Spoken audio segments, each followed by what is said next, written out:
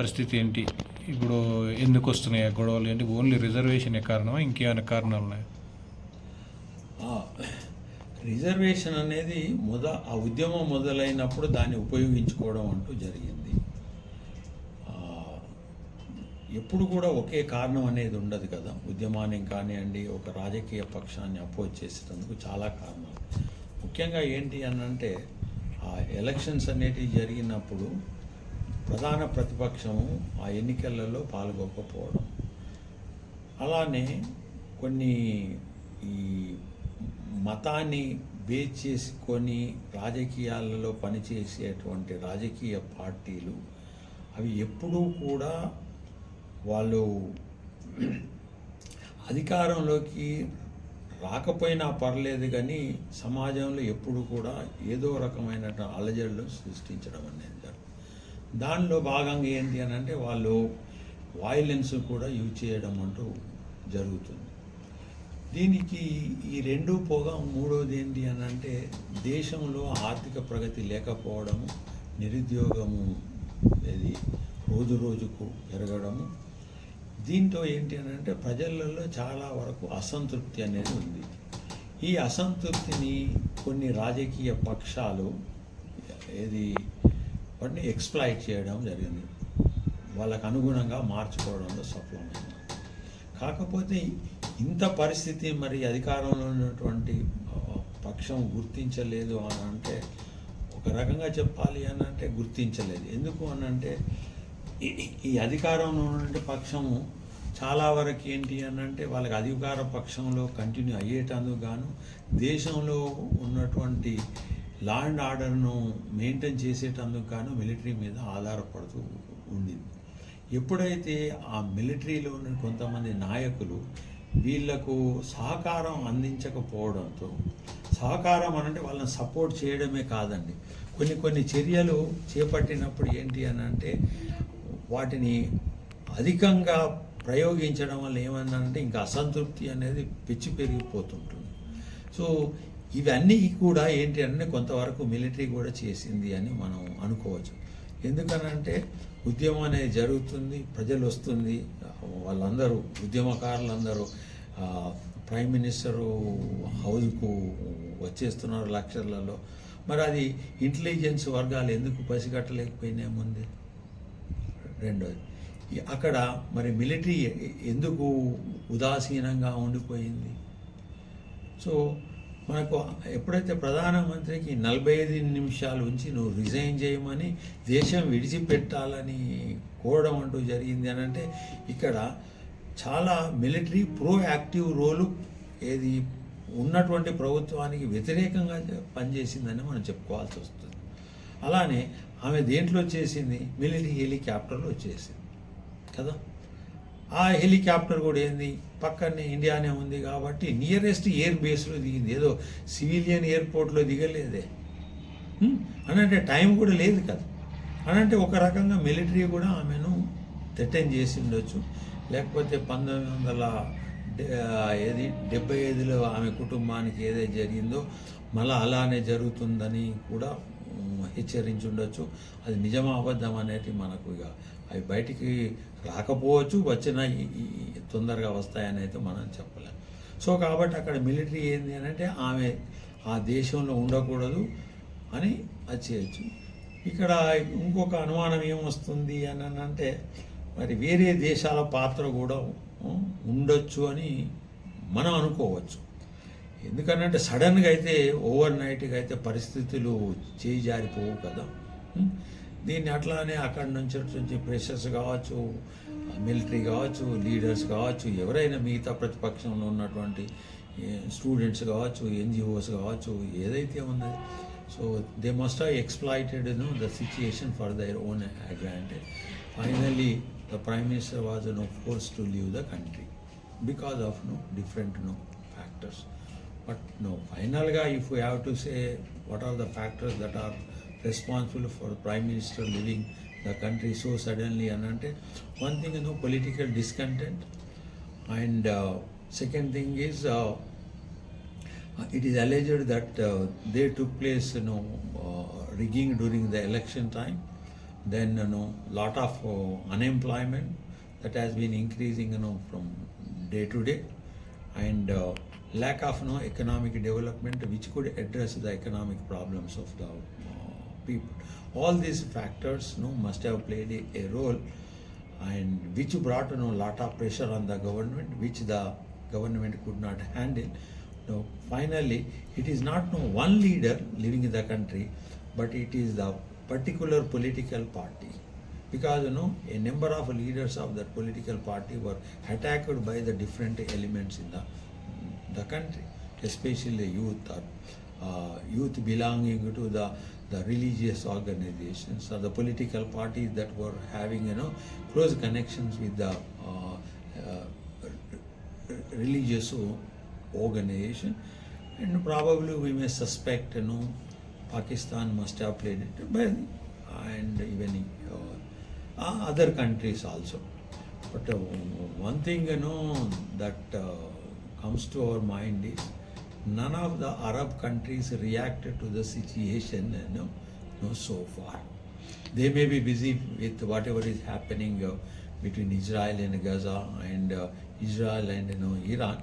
So it's we can understand. But in spite of that, no country could issue a statement so far. Probably they too may be waiting for the information or the correct picture. So that is going to emerge in the Bangladesh. అంతేకాకుండా ఇప్పుడు ఆ immediately ఒక సైనిక అధ్యక్షుడు ఉండి మళ్ళీ ఇప్పుడు యూనస్కి ఇచ్చారు కదా, ఈ పరిణామాలు ఏంటి? That is unbelievable in a country like the Pakistan and the Bangladesh. So that means there must have been some influence, some quarters from the West. Probably they must have promised something to the military in the form of providing more arms or something like that one, and or they must have learnt lessons from the past, in the sense that since there is lot of popular discontent, that discontent may turn against the military. So any of these factors must have influenced the military in taking that decision. Since Muhammad Yunus is a Nobel laureate, he is a recognized personality throughout the world and a recognized personality in the Bangladesh, everyone must have thought that better if he heads the interim government, so that he may be sending a message to the civil society as well as to the international society, in bringing back the normalcy and restoring the peace in the Bangladesh society. But my personal view is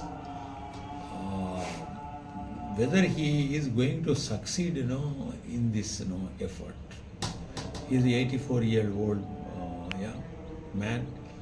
To what extent he can address the pressures that are coming from the different sections of the Bangladesh, and how long this interim government is going to be in power, and what are the challenges that are going to be thrown by different groups to this interim government, and the team that is selected by we do not know who selected that team, whether Muhammad Yunus himself or it is the agreeable to the military or to the different we do not have that one, but it contains leaders across the board of many organizations, not just political, including two students, the student from the Bangladesh university also. So that's why we have to wait and see. But my personal understanding is that these pressures are going to continue, whether it's interim government or whatever the government that is going to come into power. But there is going to be a turmoil in the Bangladesh for some more time, and so the main responsibility of the government is restoring normalcy, restoring the peace in Bangladesh, and going for a free and fair elections at the earliest. once it succeeds in conducting free and fair elections, whichever political party that wins the absolute majority, that can restore peace rather than this interim government. Last one sir, ఒకటి ఇప్పుడు ఈ షేక్ హసీనా వాళ్ళ అడుగులో అంటే వాళ్ళ కంట్రోల్లో లేదు అని, లేదా ఖలీదాజియాని తీసుకురావాలని ప్రపంచ దేశాల్లో చైనా కావచ్చు, పాకిస్తాన్ కావచ్చు, ఇలాంటి ఏమైనా సపోర్ట్ చేసి రిజర్వేషన్ అనే ఎలిగేషన్ తోటి ఈ యొక్క చేసిన అనేది కొంతమంది కోటా రిజర్వేషన్ అనేదండి మనము we should not understand the way we are understanding the quota system here. It is meant only for the children of the soldiers who participated in the 1971 liberation war, 71-72, that one. That was very limited. And at a later stage, when Bangladesh became a Islamic Republic of Bangladesh, and at a later stage again, this quota system was provided to women also, and others, second generation and third generation. When the people were not preferring the government jobs, and then there is a suspicion among the people that these posts were filled with the people belonging to the Awami League political party. Had the government addressed that issue, probably the situation could not have reached such a stage now. That is the issue. So it may be a factor, but I don't give that much importance. But to a great extent, it is the political discontent and unemployment and economic backwardness that are in addition to these three factors, religion is a major factor or one of the major factors that determines the course of the politics, economic development in Bangladesh. You take that there is a freedom party. This freedom party consisted with the people who revolted against Sheikh Mujibur Rahman. Only in early 80s they returned to that country. And all of them, or most of them, are either hanged or put behind the bars, as a result of the Supreme Court, judgment of Bangladesh. So this further created, some sort of a discontent, among the sections, that were opposing Awami League, and who were, encouraging that religion should have a greater place in the Bangladesh society. And also the people belonging to the Bangladesh nationalist party, which totally opposed Awami League. So that's why unless there is some sort of a reconciliation between the major political party, I don't see the turmoil is going to come to an end. But how long this is going to continue, only time has to tell us. అయితే పనిలో ఇప్పుడు మన 9 నెలల కిందనే elections అయినాయి కదా బంగ్లాదేశ్లో. ఈ 9 నెలల్లో ఇంత వ్యతిరేకత రావడం అనేది ఏ విధంగా చూడొచ్చు మనం? అదే ముఖ్యంగా ఏంటి అని అంటే, ఇప్పుడు మేజర్ పొలిటికల్ పార్టీ ఏదైతే ఉన్నాయో అవి ఎలక్షన్స్లో పార్టిసిపేట్ చేసి ఉంటే వేరు. ఒకటే పార్టీ చేసింది, వాళ్ళే అన్ని సీట్లు గెలుచుకున్నారు. మరి అది నిజంగా డెమోక్రసీ అందామా, ఎలక్షన్స్ అందామా, ఎలక్షన్స్ స్టంట్ అనడం బెటర్ ఏమో బహుశా. అంటే వీళ్ళు ఎందుకు పార్టిసిపేట్ కాలేదు సార్?